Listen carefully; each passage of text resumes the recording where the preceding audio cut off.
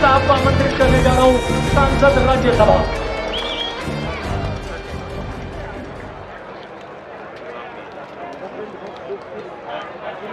झुंझुनू की ये ऐतिहासिक धरती कारगिल विजय दिवस की 25वीं वर्षगांठ पर आयोजित कार्यक्रम शहादत को सलाम सलाउद्दीन चोपदार फाउंडेशन की तरफ से इस कार्यक्रम में उपस्थित मेरी आंखों के सामने बड़ी तादाद में शेखावाटी के संभ्रांत नागरिक, मंच पर मौजूद लेफ्टिनेंट जनरल एसपीएस कटेवा साहब, मेजर जनरल एजेबी जैनी साहब, कारगिल के नायक ब्रिगेडियर अजीत सिंह शेखावत जी,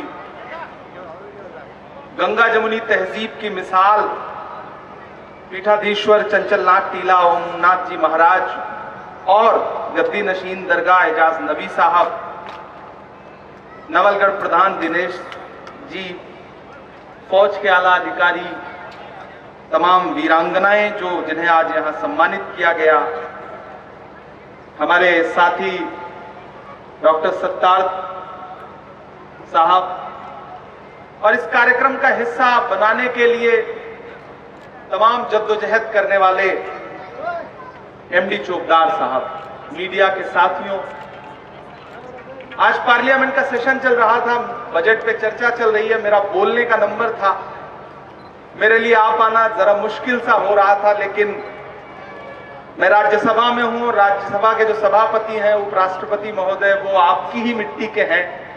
मैं उनके पास गया और मैंने उनसे निवेदन किया कि मुझे झुंझुनू जाना है, तो वो चौंके कि झुंझुनू क्यों जा रहे हो।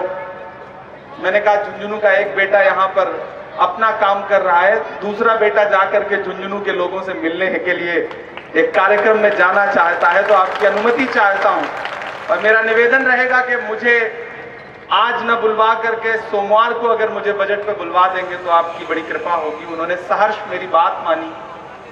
मैं आपके बीच में हाजिर हूं, थोड़ी देर आपसे बातचीत करूंगा। अभी मैं अजीत जी को सुन रहा था, कारगिल के नायक को, और यकीन करें कि वो बोल रहे थे तो मेरी आंखों में एक एक दृश्य उपस्थित हो रहा था। मुझे ऐसा लग रहा था जैसे मैं उन पहाड़ियों पर खड़ा हूं, वहां जो संवाद चल रहे हैं उसे महसूस कर रहा हूं। वो सारे मंजर कितने रोमांचकारी हैं, कितना आपको रोमांचित करते हैं, कितना देशभक्ति की भावना जगाते हैं। मैं उनको साधुवाद दूंगा, उनको सल्यूट करूंगा। और एक बार मैं नाम पढ़ना चाहूंगा कारगिल योद्धाओं के, खास तौर से चूंकि आज ये कारगिल विजय दिवस की वर्षगांठ 25वीं है, उस पे कार्यक्रम है।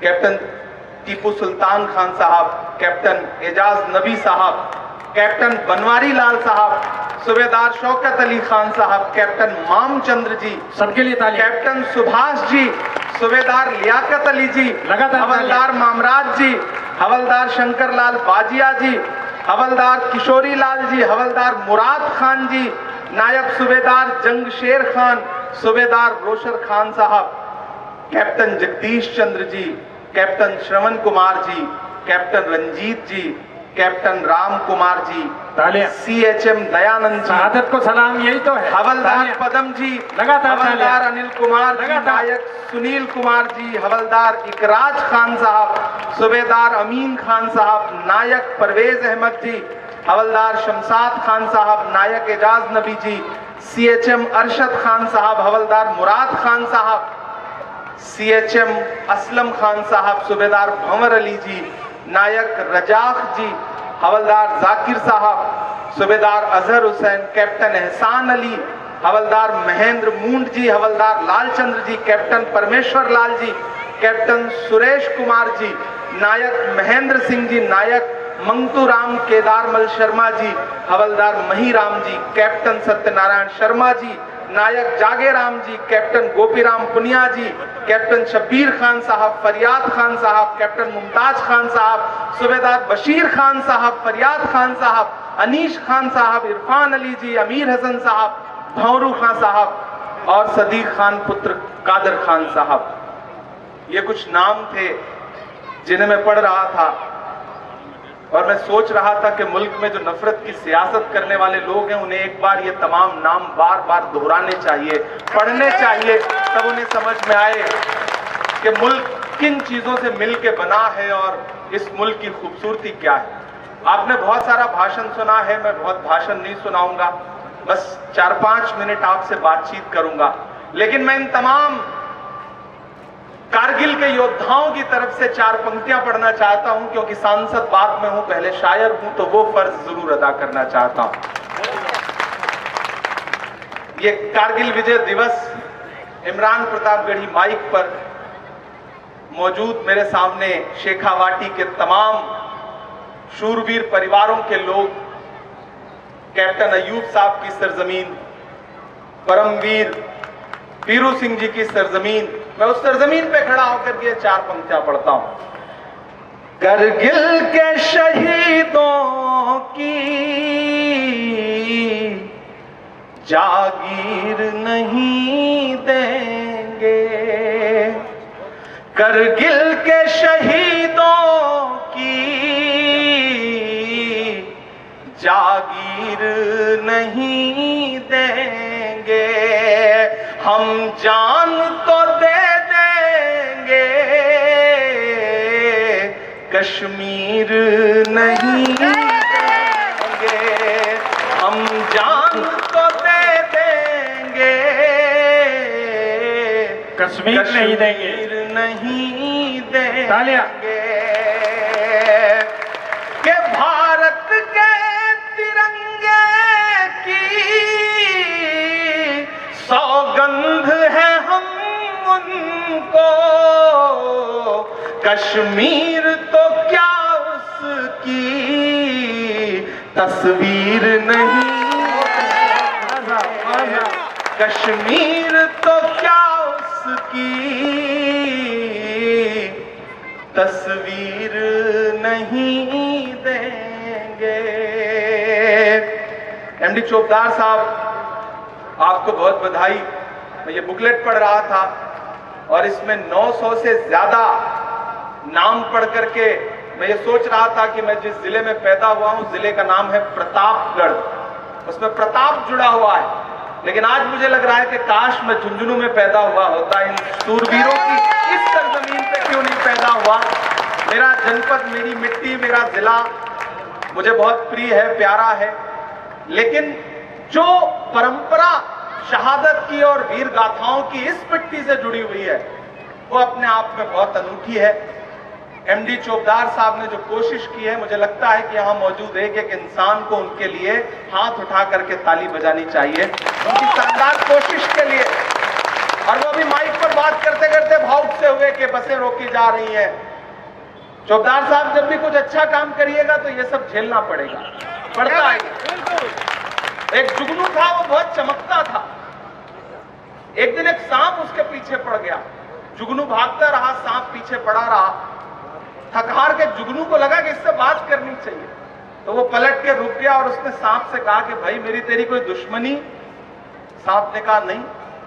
बोला जो तुम्हारी फूड प्रोसेसिंग वाली चेन है, यानी कि जो खाद्य पदार्थ तुम खाते हो, क्या मुझे खाना चाहते हो? उसमें आता हूं मैं? तो साहब ने कहा नहीं। तो बोला भाई जब मुझसे कोई दुश्मनी नहीं है, मुझे खाना भी नहीं चाहते, तो फिर मेरे पीछे क्यों पड़े हो?